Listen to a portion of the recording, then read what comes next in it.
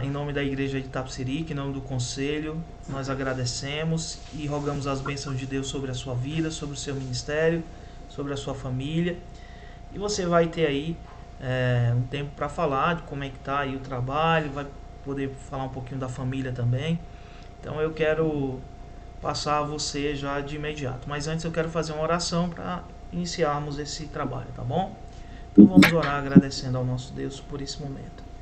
Pai querido, eu louvo ao teu nome e agradeço a ti, ó Deus, por tua bondade e misericórdia e pela oportunidade que o Senhor nos dá, ó Deus, de conhecer um pouco mais do trabalho missionário realizado fora do nosso país, realizado, ó Deus, em outro continente tão distante de nós. E o Senhor, ó Deus, nos dá o privilégio de saber como a tua obra vai caminhando em outros lugares. E eu peço, ó Deus, a tua iluminação sobre a vida do reverendo Cláudio, para que ele possa falar de maneira clara, de maneira poderosa no Senhor, para que as nossas vidas sejam edificadas pela tua palavra, pela mensagem que ele vai trazer a nós nesta noite. Que o Senhor seja com ele, com sua família, com a sua igreja lá na Nova Zelândia. Que o Senhor abençoe ele em tudo. E a nós também. Essa é a oração que eu faço a ti em nome de Jesus. Amém. Amém. Amém. Muito obrigado, reverendo Alexandre. Obrigado pela Maria Silva, organizando, e a Igreja de Itapecerica, da Serra, Conselho, todos aí. Parabéns pela iniciativa, pelo trabalho missionário, incentivo missionário. É louvável, né? É muito bom esse trabalho aí, quando a igreja se envolve em missões, cumprindo aí a ordem do nosso mestre. Obrigado pelo convite. Sou pastor, para quem não me conhece, sou pastor Cláudio, enviado pela PMT a Nova Zelândia. Estou aqui há 4 anos, minha família, tenho esposa e 2 filhos adolescentes, João Pedro com 16 agora e Maria Fernanda com 13.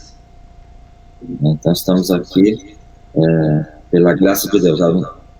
Pastor em São Paulo, 15 anos, pastor na igreja de Vila Natal, entrou e pastora por 15 anos na igreja de Vila Natal, e depois Deus entendemos o chamado de Deus para vir para cá. Estamos aqui já há 4 anos, né, depois de um ano de preparação com o curso pela PMT, e fechando parcerias em alguns lugares algumas igrejas do Brasil.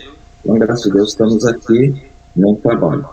Okay? Então, eu quero começar, antes de falar propriamente do nosso trabalho, projeto missionário aqui da Nova Zelândia, eu gostaria de ter uma devocional, né? Então, a Maria me deu 15 minutos para fazer o devocional, e bem apropriado, né, para nós começarmos. Então, eu gostaria de ler Isaías capítulo 6.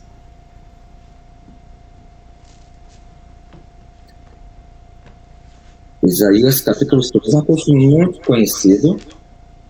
É um texto que fala do chamado de Isaías.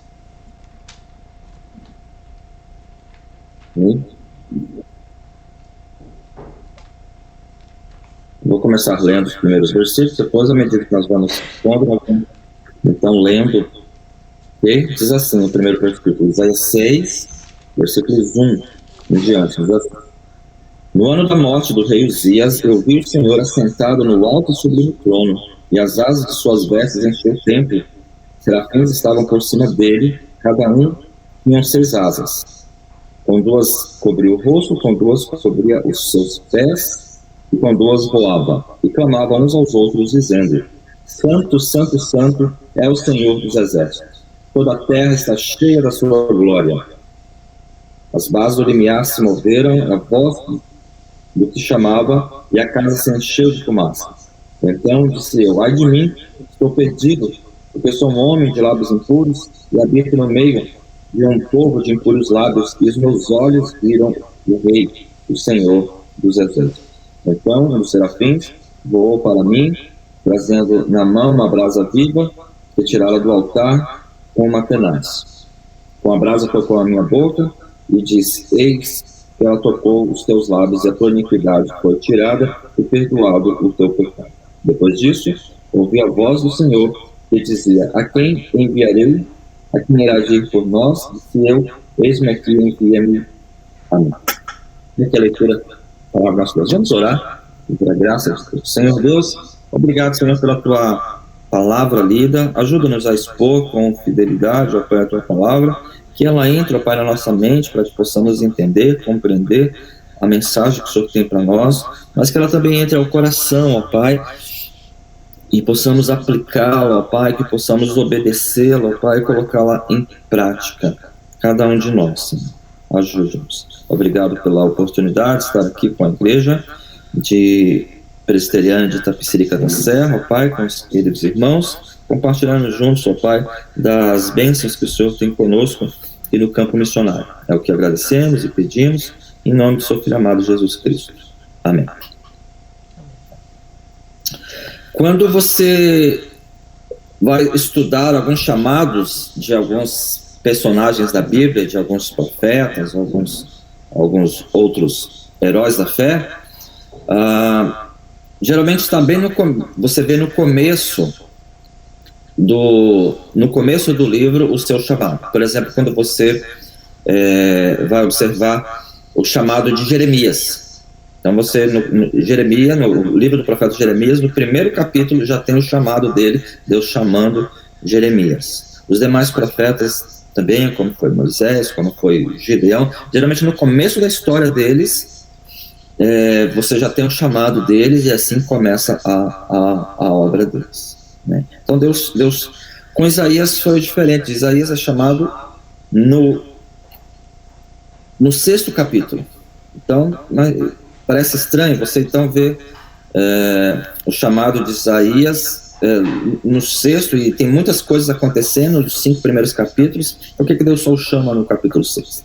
Isso é intencional, porque Israel estava passando por um momento de crise na época, porque eles haviam se desviado dos caminhos de Deus, estavam confiando em outros deuses, adorando outros deuses. Então, como Deus havia prometido já desde o começo, através de Moisés, Josué, e que eles seriam exilados, eles seriam atacados por outros países se eles desobedecessem. Foi exatamente isso que aconteceu.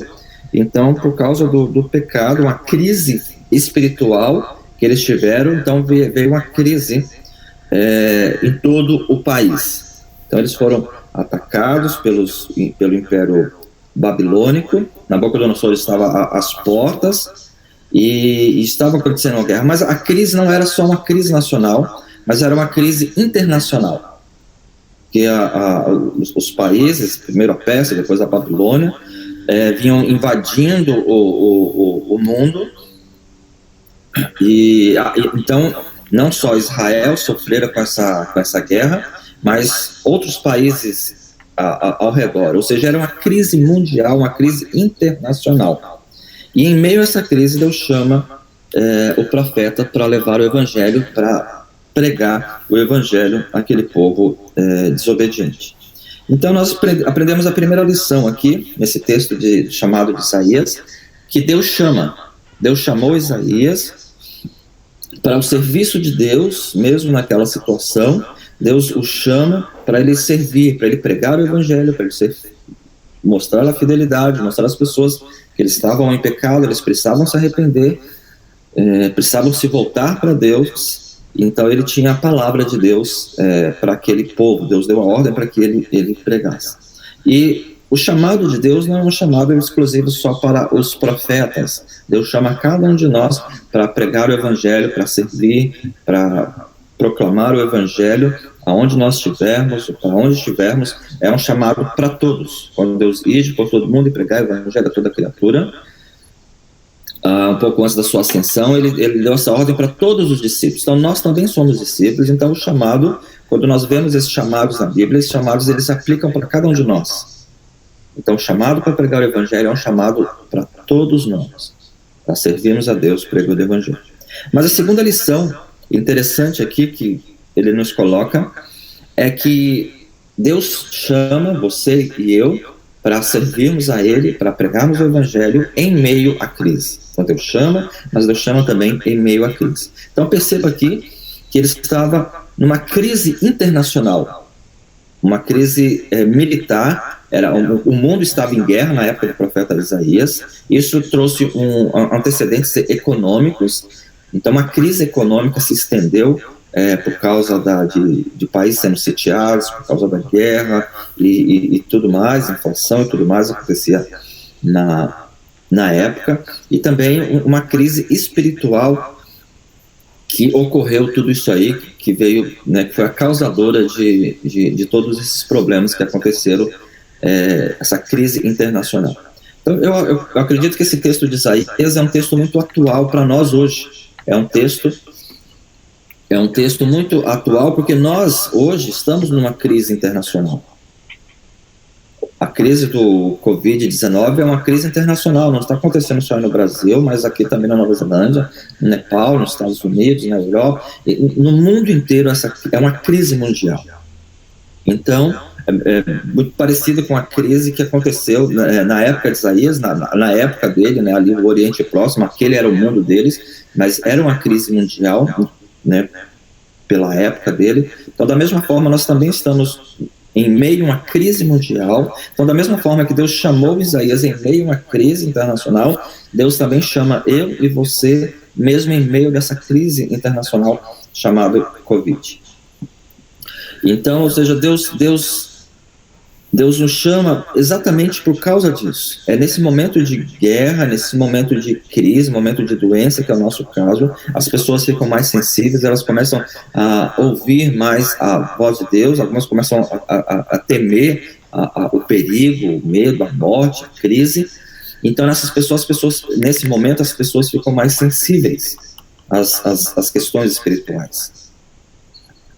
Então, esse é um momento oportuno para nós levarmos uma palavra para as pessoas. Então, esse momento de crise é o momento exato que Deus nos chama, eu e você, como chamou Isaías, para levar uma palavra de consolo, uma palavra de paz, uma palavra de esperança para esse mundo caótico.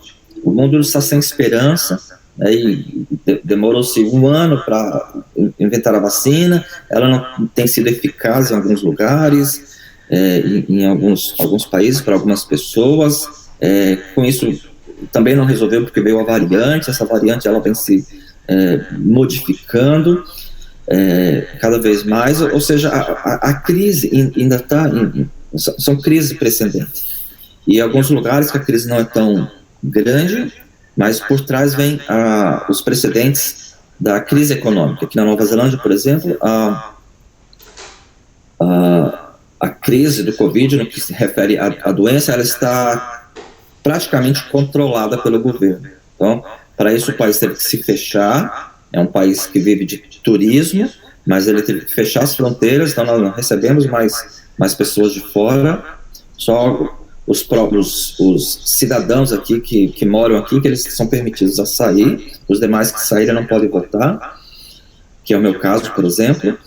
E de tantos outros. Mas se você é cidadão aqui, nativo, você pode sair, mas para você voltar, você tem que ficar 15 dias no hotel estipulado pelo governo, fazendo exames até você testar que não tem o vírus ou qualquer coisa parecida. Então você pode sair dessa quarentena e entrar no país.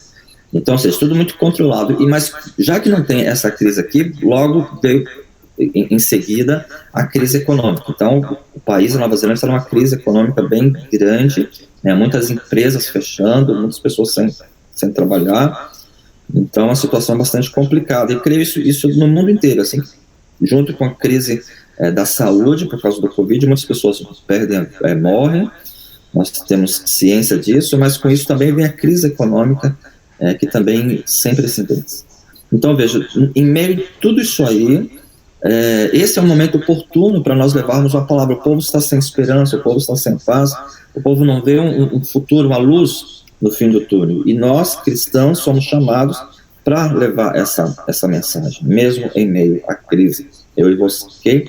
E talvez você me pergunta, mas pastor, eu não estou preparado para isso. Você fez seminário, o pastor Alexandre fez seminário, algumas pessoas fizeram missões, são missionários, outras pessoas são presbíteros, estudaram, ou já fez escola dominical durante muitos anos. Eu sou novo na fé, eu sou muito jovem, sou criança ainda, sou adolescente ainda, ou tenho muita idade, ou não tenho muita saúde. Ou seja, cada um de nós temos algumas justificativas para a obra de Deus, mas isso é comum. Isso aconteceu também na época do profeta Isaías e no período bíblico também. Nós vemos vários exemplos. Por exemplo, Isaías aqui, ele diz para o Senhor: Senhor, como eu posso fazer isso se eu sou um homem de lábios impuros e habito no meio de um povo de impuros lábios? E Deus então manda ele fala para ele ficar tranquilo. E o primeiro indício disso é que logo no começo, na visão de Isaías, ele vê o Senhor no alto e sublime trono. Ou seja, Deus é soberano, Deus está no controle, Deus estava no controle do chamado dele, e Deus também estava no controle daquela crise. Ele não podia se preocupar com aquela crise, e devia levar uma mensagem dizendo que tudo aquilo fazia parte dos planos de Deus. Deus está no seu alto e sublime trono, não só vendo essas coisas, não só permitindo todas essas coisas, mas ele está controlando, e ele está ordenando e comandando tudo isso do seu trono. Essa mesma visão que Isaías teve, o apóstolo João teve na ilha de Patmos. Quando você lê o livro de Apocalipse, no capítulo 4 e 5, é uma visão de João do trono de Deus. Então ele vê o Senhor no seu trono, e no trono ele abrindo, o Senhor Jesus recebendo o selo de Deus, o Pai, e ele abrindo os selos, e cada selo é o desenrolar da história. Ou seja, Jesus está no controle, Deus está no controle de toda a história. Tudo que acontece na história faz parte do plano de Deus. Então, aquela crise que estava na época em Israel, em 740 a.C., tudo fazia parte dos planos de Deus. E a crise hoje que estamos... por causa do Covid, essa crise também internacional também faz parte dos planos de Deus. Então, ou seja, nós não temos que nos preocupar, mas sempre se conscientizar que tudo isso faz parte dos planos de Deus. No Apocalipse, capítulo 6 e 7, fala essas trombetas que eram tocadas, que são alertas para que o povo se arrependa. E uma delas são trombetas que anunciam catástrofes na sociedade, como terremotos, fomes, guerras, e tem uma delas que são doenças que Deus iria mandar para alertar o povo, né, como uma trombeta, que o rei está voltando, que o rei está chegando. Então, essa crise do Covid também faz parte dos planos de Deus. Deus já havia profetizado há muito tempo que ele iria mandar doenças para que o povo, com a finalidade que o povo se arrependesse. Mas para que o povo se arrependesse, tem que ter as pessoas para que preguem o evangelho. Como diz o próprio profeta Isaías, né? Como enviarei se não tiver o chamado, como pregarei se não for enviado? Paulo cita isso no capítulo 10 de Romanos, esse texto aqui também de Isaías. Ou seja, Deus, tudo aquilo fazia parte do plano de Deus. Então, se Deus chamou ele naquele período, é porque Deus o capacitaria para aquele trabalho. E Deus o capacitou. O texto diz aqui que ele viu um anjo, e o anjo pegou uma brasa viva e tocou na boca dele e disse: os seus pecados estão perdoados. Ou seja, Deus o capacitou ele se achou incapacitado. Deus, quando chama Moisés também, Moisés fala: Senhor, eu sou um homem de língua presa, não consigo falar. E Deus então o chama a si mesmo para libertar o povo de Israel, uma crise nacional que estava acontecendo na época. Jeremias também disse: Senhor, eu não passo de uma criança. Deus o capacitou também. Gideão disse: eu sou o mais pobre da minha família, eu sou o menor das tribos de Israel, o mais pobre, mais fraco, e Deus o chama a si mesmo. Ou seja, Deus não chama as pessoas capacitadas, né, por causa da sua glória, sua soberania, mas ele capacita os chamados, né? Então ele capacita cada um a quem ele chama. Então ele capacita você, meu irmão, minha irmã, mesmo você sendo jovem, adolescente, criança, Deus capacita você para esse chamado. Ele chama você e capacita você, cada um de nós, seja você idoso, seja qual o problema, isso não é justificativa, não é desculpa, que Deus nos chama e nos capacita em meio às crises e com as nossas condições, na nossa limitação. Ele nos conhece e Ele nos chama exatamente por isso, exatamente por causa disso. É nessa área que nós vamos atuar. Então, com aquilo que nós temos, nós nos preparamos para isso, então vamos ensinar, levar o Evangelho. Então, já que Deus nos chama em meio à crise, Ele nos capacita para fazer a sua obra, então o que nós temos que fazer é obedecer. E é exatamente isso que Isaías fez. Ele disse aqui, eis-me aqui, envia-me a mim, no versículo 8. Então, é isso que nós devemos que fazer, né? Ter nossa consciência que Deus nos chama, mesmo em meio à crise. Não há desculpa, vamos deixar passar esse Covid, passar esse período para a gente começar a evangelizar, trabalhar mais, servir mais. Não, Deus nos dá meios, Deus nos deu uma ferramenta muito boa para esse momento chamado internet, né? Hoje, vocês aí do Brasil estão falando comigo aqui na Nova Zelândia, do outro lado do mundo. Então seja, a distância não é mais o problema. A internet, ela pode levar o evangelho a qualquer lugar do mundo. Vocês podem evangelizar de onde vocês estão aí, de São Paulo, para qualquer lugar do Brasil, qualquer lugar do mundo, através da internet. Para a palavra de Deus, o evangelho de Deus. Então, seja, Deus capacita-nos, mesmo em meio a essa crise, Ele nos dá formas para fazer isso, criativas para nós expandirmos o seu evangelho. Mas nós temos que obedecer e, né, como eu já disse, logo depois do ministério de Jesus, a sua morte, a sua ascensão, Ele chamou os seus discípulos, não só os 12, mas todos os discípulos, inclui a nós também aqui, os discípulos que estavam junto dele, além dos 12, nós também somos seus discípulos hoje para levar o evangelho. Ele disse, ide por todo mundo e pregai o evangelho a toda criatura. Então, ou seja, o ide ali significa, como todos sabem, um gerúndio, é um presente um tempo presente no grego, que significa onde você estiver, pregue o evangelho. Faça discípulos, a ênfase ali está no fazer discípulos. Então, faça discípulos, pregue o evangelho, esses verbos estão no imperativo.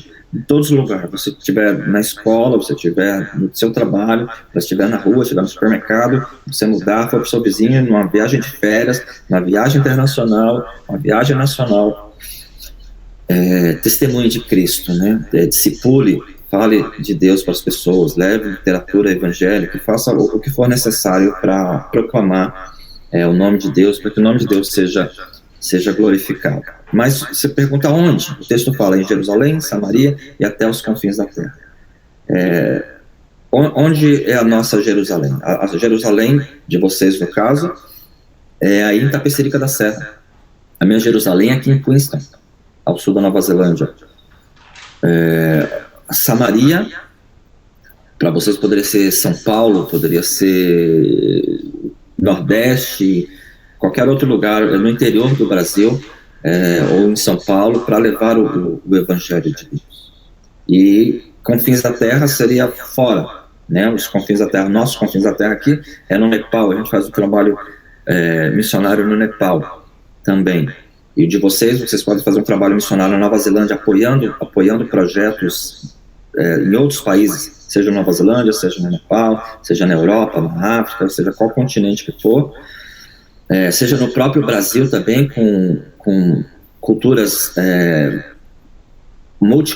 culturais, que não sejam, que sejam transculturais, né? Por exemplo, os índios é uma cultura diferente, os ciganos é uma cultura diferente, no interior do Brasil, ou seja, tem vários lugares, várias formas de nós, tem muitos imigrantes no Brasil também, tem muitas formas de nós levarmos o evangelho para os confins da terra, aí mesmo no Brasil, fora do país, em todos os lugares.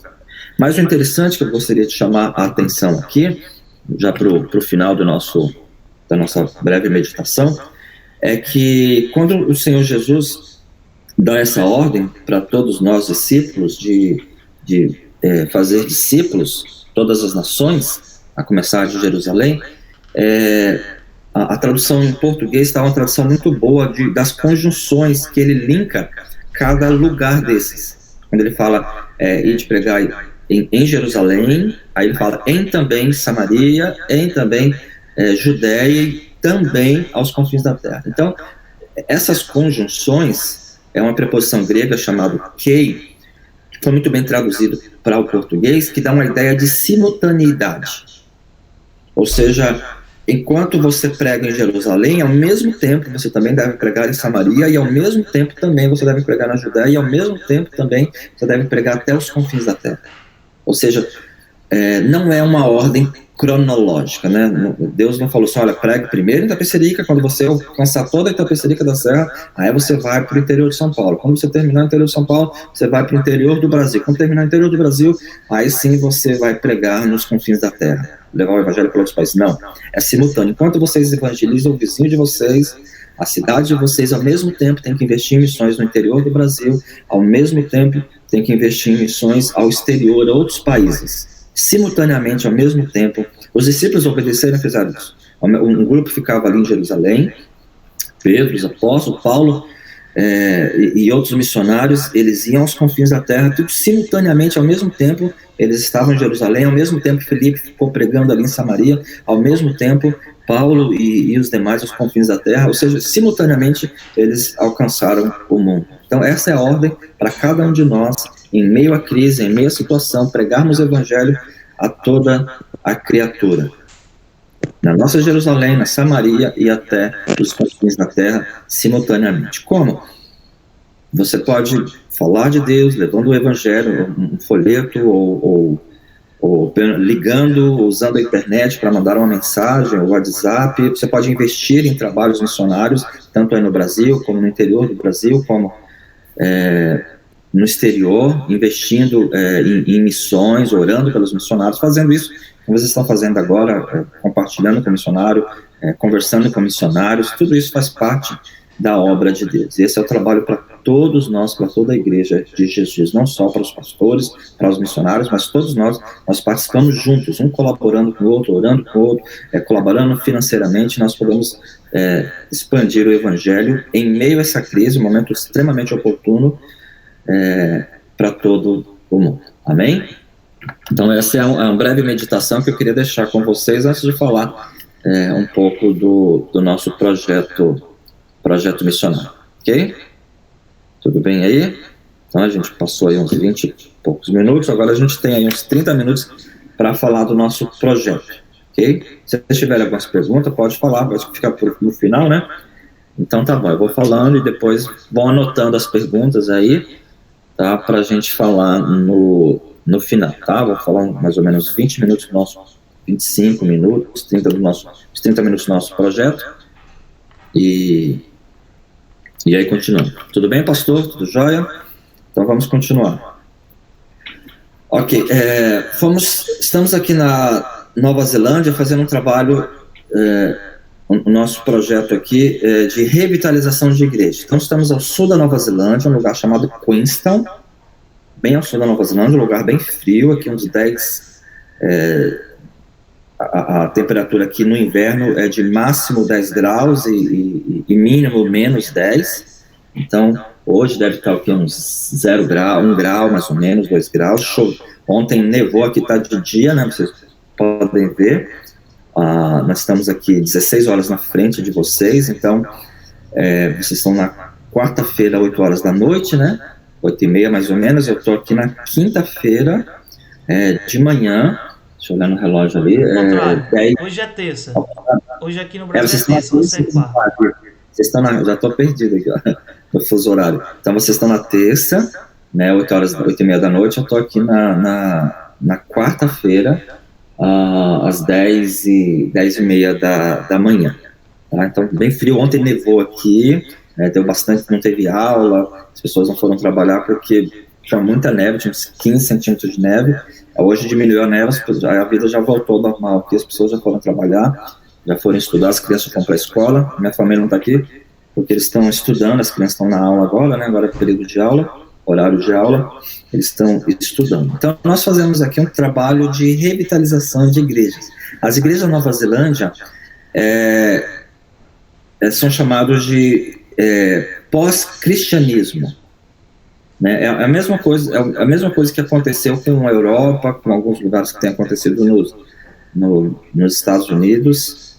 principalmente a Europa e Oceania aqui, que faz parte da Oceania, o continente da Oceania aqui, principalmente a Austrália e Nova Zelândia, foi afetado pelo secularismo e pela teologia liberal.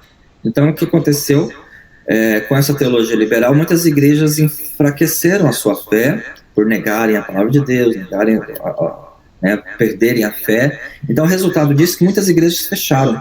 Então, você viaja na Nova Zelândia e você vai ver muitas igrejas fechando, muitos templos lindos, maravilhosos, grandes, que eram templos, hoje viraram bares, viraram museus, viraram outros tipos de comércio.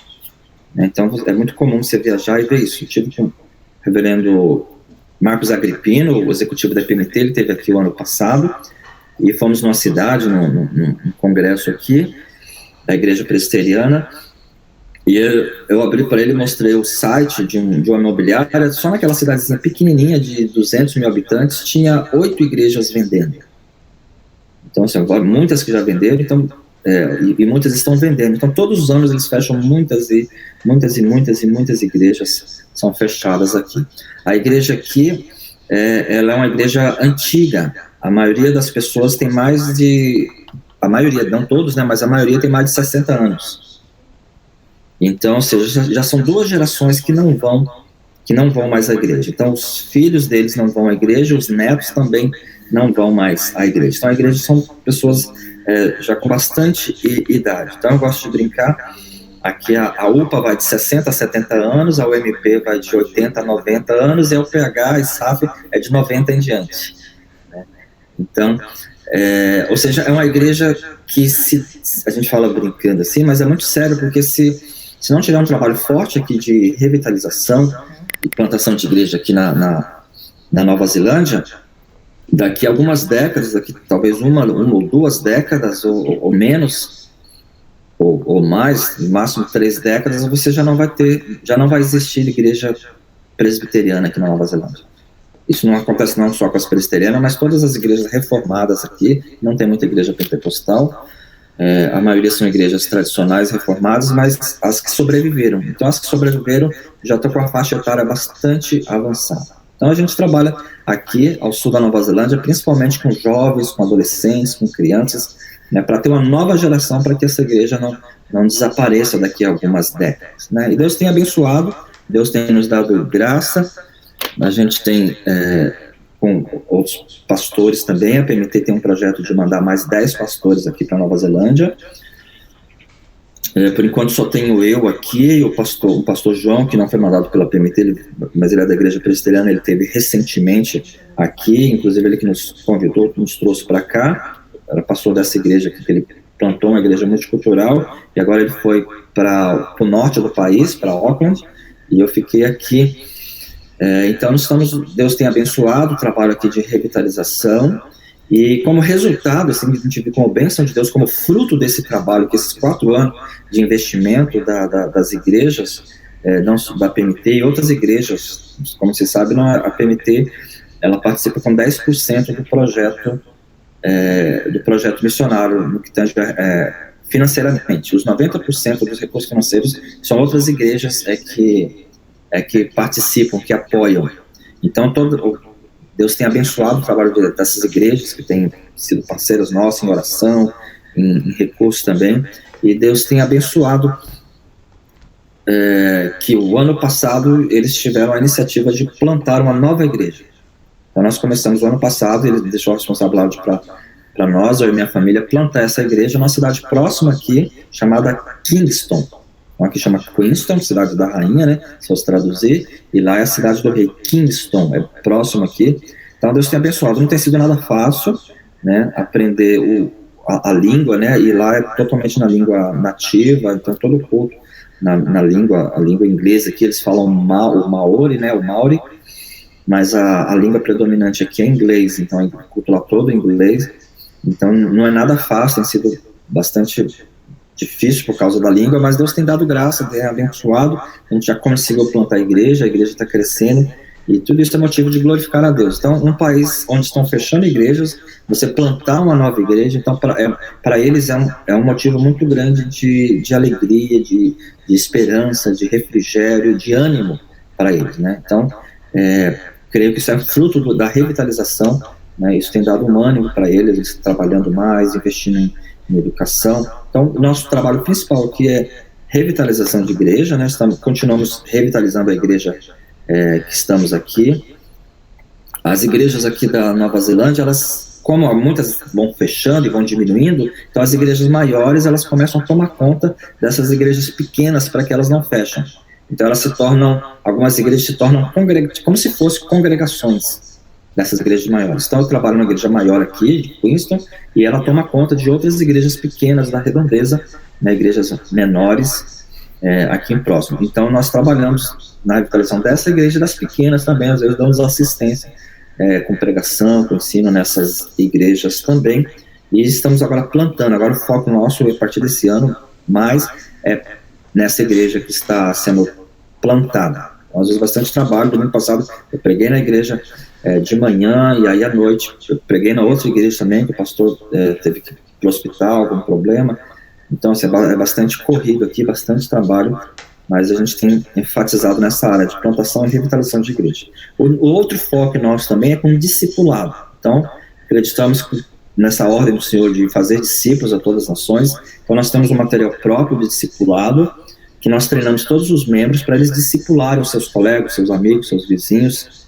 Aqui é uma cidade turística, então tem bastante turista, vem de várias partes do mundo, então eles são treinados para discipular essas pessoas, as pessoas novas que vêm, e os amigos aqui, os imigrantes, quem for, para fazer esse trabalho. Aqui a gente tem uma igreja também multicultural, que foi plantada pelo pastor brasileiro que eu disse para vocês, o pastor João Petrecelli. Ele veio antes de mim, uns 4 anos antes de mim, e ele começou a plantar essa igreja multicultural. Essa igreja tem hispânicos, tem brasileiros, tem outras pessoas, então tem esse trabalho também com esses multiculturais. Então, o treinamento é para todas essas pessoas. Então, a revitalização, plantação e discipulado, né? Temos 4 caderninhos, um para evangelizar, outro para integrar a pessoa, outro para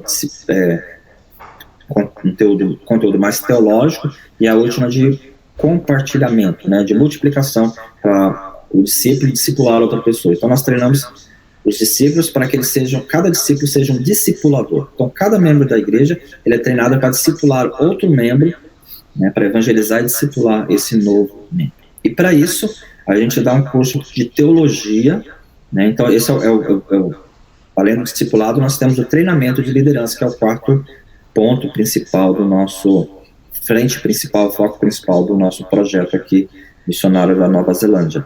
É treinamento de liderança. Então, nós treinamos todos os membros aqui da igreja com teologia, para que eles tenham uma boa teologia reformada, para evangelizar as outras pessoas, para discipular as outras pessoas.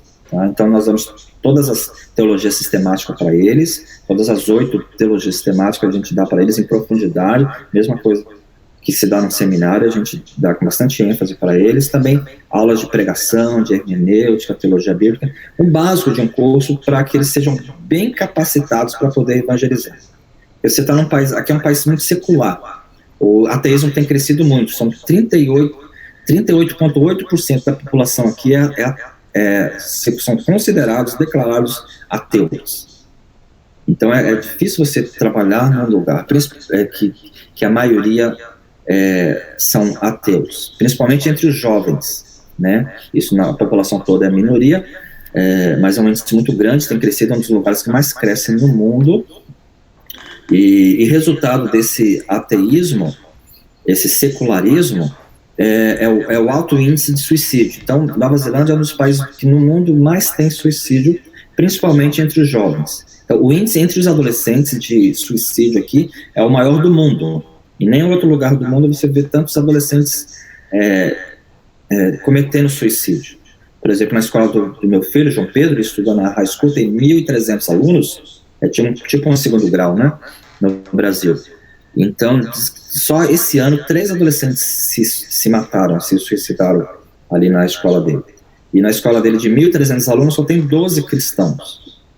E que ele conhece só, talvez, a metade desses aí que ele conhece. Ou seja, a maioria são declarados ateus entre os jovens e adolescentes. Talvez seja isso um dos fatos, o resultado o povo sem Deus, eles não veem sentido na vida, né? Eles têm recursos financeiros, eles têm um país lindo, maravilhoso, por natureza, mas no que tange a religião é muito feio, e então eles não têm esperança, acabam o resultado é um alto índice de suicídio, o índice de aborto também é muito grande, é permitido por lei o aborto aqui, principalmente, não importa a idade e não importa o tempo de vida do bebê. Você pode estar nos 9 meses, a pessoa tem direito de abortar, e não importa a idade, se ela tem 11, 20, 10 anos, 15 anos, 20 anos, e não importa o motivo, ela tem o direito de abortar. Ou seja, não se dá muito valor à vida. Então, para que você evangelize um povo que tem essa mentalidade, e eles têm estudo, eles conhecem bastante ciências, o índice de cultura aqui também é bastante elevado, mas para que você alcance essas pessoas, você também tem que ter uma boa teologia reformada, porque senão o cristianismo aqui vai ser diluído no meio desse secularismo. Então nós treinamos todos os membros da igreja, todos serem discipuladores. Eles são discípulos, discipulando discípulos. E com teologia reformada, para que eles façam isso da maneira correta, da maneira efetiva. Tá? Mas, como nós cremos no mandato do Senhor de evangelizar simultaneamente Jerusalém, Samaria até os confins da terra, nós também investimos em missões transculturais. Então, nós também temos trabalho de missionário também. Então, nós somos uma igreja que está sendo revitalizada, uma igreja que está sendo plantada, e, ao mesmo tempo, nós incentivamos os membros da igreja para eles também investirem em missões transculturais e plantação de novas igrejas em outros países. Então, nós temos um projeto missionário no Nepal, já há 5 anos, com a Igreja Presbiteriana do Nepal. Então, nós temos a Igreja Presbiteriana do Nepal, ela tem um projeto de plantar 70 novas igrejas. Por que 70? Porque Nepal tem 70 distritos, então eles querem plantar um em cada distrito. Então começamos há 5 anos, eu e o pastor João, que hoje mencionei, fomos no Nepal, conhecemos a igreja presbiteriana e conhecemos lá o Dr. Mahendra, que ele é como se fosse o nosso Simon. Ele converteu na Índia, fazendo um doutorado na Inglaterra, depois ele foi na Inglaterra e aprendeu mais do Evangelho. Ele converteu e trouxe o Evangelho, evangelizou a família dele, converteu, evangelizou os vizinhos, e ele começou a plantar igrejas. Então, ele tinha esse sonho de plantar igrejas no Nepal e pediu a nossa ajuda. Então, nós começamos a ajudar. Então, nós ajudamos financeiramente, com recursos do Brasil. A nossa igreja aqui também planta 2 igrejas lá, igrejas do Chile também, amigos nossos, e principalmente do Brasil. Então, hoje, nós estamos com 19 igrejas. Então, há 5 anos começamos esse projeto, hoje estamos com 19 igrejas sendo plantadas. Então, a gente entra com treinamento. Então, eu e o pastor João vamos lá, às vezes convidamos alguns amigos nossos, pastores, para dar treinamento. Então, nós damos, lá é um país perseguido, é um país que tem menos de 1% de cristianismo, é um país hindu, foi o último reino hindu, 94%, aliás, 84% são hindus, então é proibido, hoje é crime no Nepal, por lei, você pregar o evangelho, as pessoas serem convertidas e tudo mais. Então, a gente tem que entrar lá como turista, como professor, ensinar, e então lá nas igrejas a gente ensina, então, teologia para eles. Então lá não pode ter seminário, então nós somos o seminário que vamos até lá. Então nós damos todas as sistemáticas para eles, damos hermenêutica, damos pregação, todas as aulas básicas de um seminário nós damos lá, mas de forma muito resumida. Em 3 meses nós damos aquilo que nós aprendemos no seminário em 4 anos, né? E damos materiais para eles crescerem, e todos os anos nós vamos lá pelo menos 2 vezes por ano para dar o treinamento para eles, reciclagem, e temos o projeto de plantar 7 igrejas por ano. Então, cada ano tem alunos novos, tem que treinar todos eles de novo. Então, estamos nesse trabalho. Então, a gente entra com a parte de treinamento, administração, nessa ajuda, nesse sentido, e também financeiramente. O Nepal é um país extremamente pobre, é extremamente corrupto. Se você acha que o Brasil é corrupto, é que você não conhece o Nepal. Lá é muito mais corrupto, é muito pobre. Então, a inflação lá é muito grande. Então, a moeda deles é o peso, rúpias nepalinas. Então, o valor dele é muito pequeno em relação ao real, em relação ao dólar. Então, ou seja, com $500 você planta uma igreja no Nepal. $500 americanos, isso dá mais ou menos R$3.000. Então, ou seja, com R$3.000 você planta uma igreja no Nepal. Você paga o aluguel da igreja. Geralmente a gente aluga uma casa grande e o obreiro mora nessa casa e uma parte da casa ele faz a igreja.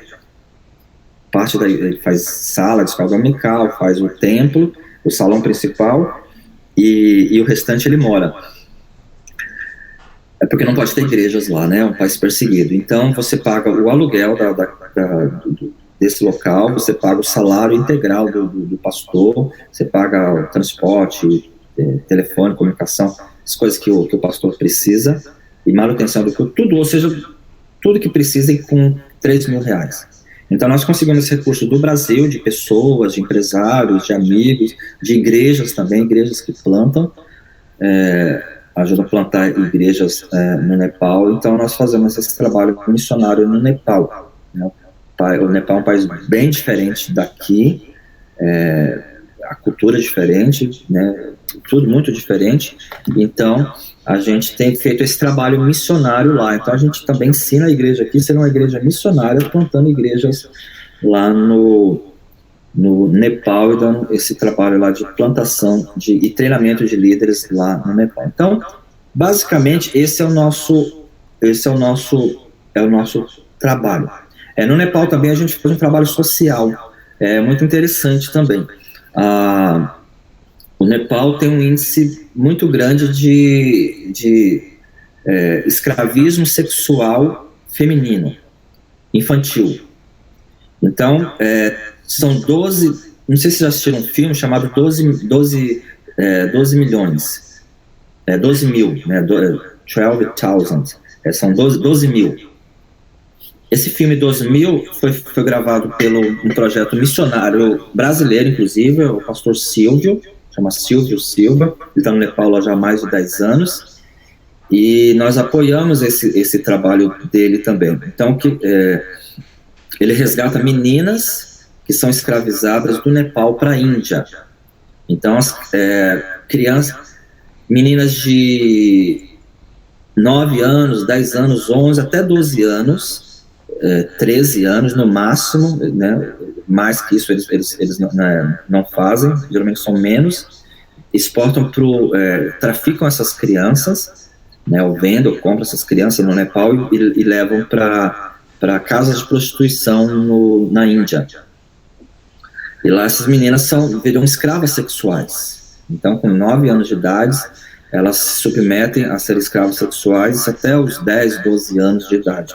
Quando ela já está em uns 12, 13 anos de idade, elas são obrigadas a ter pelo menos 30, 40 relações sexuais por dia, para ela manter pelo menos a alimentação básica dela. E muitas dessas meninas morrem com doenças venéreas, ou morrem de tristeza, ou morrem de suicídio, e elas não passam de 15, 16 anos, elas não vivem muito mais do que isso. Então aqui a gente faz um trabalho de resgatar essas meninas, né? Mas como tem sido muito perigoso resgatar, porque tem a polícia, muita né, política envolvida, tanto da Índia como do Nepal, então nós estamos fazendo um trabalho de previsão. Então, estamos construindo uma escola no Nepal, né? O Silvio já tem uma escola, e essa é uma das meninas que foi resgatada, e hoje ela é professora, e ela vai administrar essa escola. Então nós estamos investindo, estamos construindo uma escola no Nepal, começou esse ano, já está quase pronta, acredito que é final do ano, as aulas já vão começar. Então nós estamos dando um trabalho de prevenção. Então as crianças lá do Nepal, a gente dá educação para elas vão entrar nessa escola e vão estudar lá, elas vão ter alimentação e educação até elas terem a sua profissão, até elas terem a sua maioridade, completar 18 anos, fazerem faculdade e casar e ter a e ter a sua família, né, para que elas não sejam levadas para o Nepal, para que os pais não vendam, ou que não haja o tráfico para lá. Então a gente está fazendo esse trabalho de prevenção, tá? Então a gente tem esse trabalho também social também no Nepal, que também é importante. E também contamos com apoio e ajuda de pessoas do Brasil para manter e para terminar essa escola e para manter também o trabalho lá. A missionária chama Angeli, é uma das vítimas, o Silvio também trabalha, todas as professoras, meninas, são meninas que foram vítimas do escravismo sexual. Hoje elas são crentes, elas são professoras, elas ensinam essas novas crianças, resgatam crianças que ficam morando nesses lugares, né, nessas escolas, como se fosse um internato, e também prevenção para que as novas não vão para lá. Então é basicamente esse trabalho que nós fazemos aqui.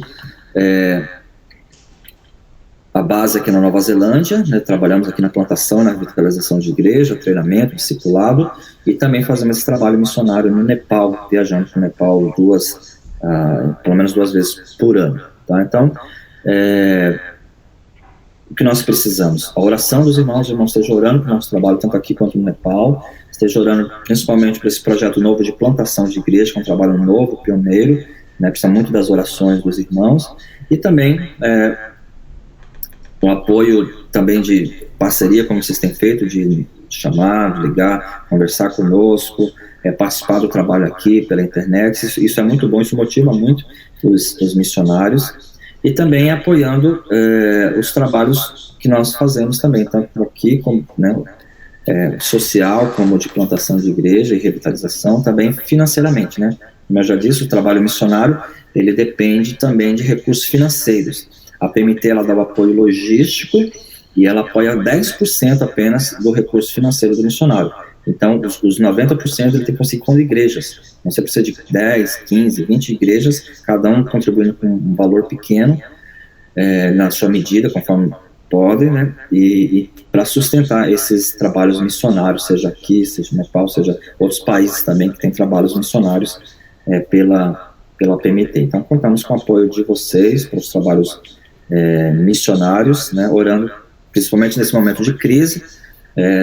Precisamos voltar para o Brasil, né, já tínhamos inclusive comprado passagem o ano passado para ir, mas o país foi fechado e a gente, por causa da Covid, e nós não podemos viajar. Estamos aqui esperando abrir as fronteiras para a gente poder ir para o Brasil, para rever a família, rever os amigos, visitar as igrejas, né, e também renovar algumas parcerias financeiras que a gente precisa no Brasil. Então, esteja orando por esses motivos, tá bom? Obrigado pela oportunidade. Acho que já acabou meu tempo aqui. Falei aqui 50 minutos no total. E agora nós temos aí uns 10, 15 minutos para perguntas e respostas. Se você tiver alguma dúvida, alguma questão, a gente pode tirar as dúvidas. Alguma coisa que eu esqueci, tá bom? Aí fiquem à vontade. Muito obrigado pela oportunidade. Pastor Alexandre, Maria Silva e demais irmãos.